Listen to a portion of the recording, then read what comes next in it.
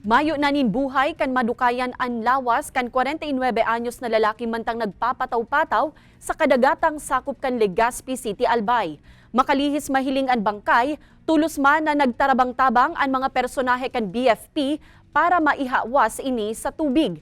Sa report kan Legazpi City PNP, binisto ang biktima na si Ariel Tripulca Abejuela, sarong construction worker asin residente kan Sitio San Isidro, Barangay Puro, Legazpi City. Istorya kan tugang kaini na si Merly Oliva, udto kan maghali sa harong ninda ang biktima para magdalan kan training sa karerang bangka sa kadagatan.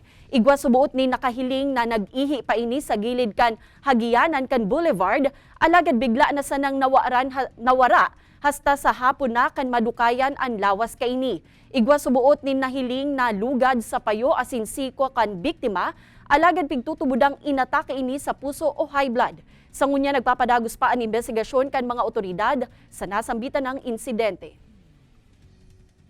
Tapos po kami, nabigla din kami sa pangyayari. Ito po ako, di ako makapaniwala na nalunod siya. Sabi ko po, bakit nangyari gano'n? Siguro po yung time na kinutuban ako, baka po doon na siya na aksidente.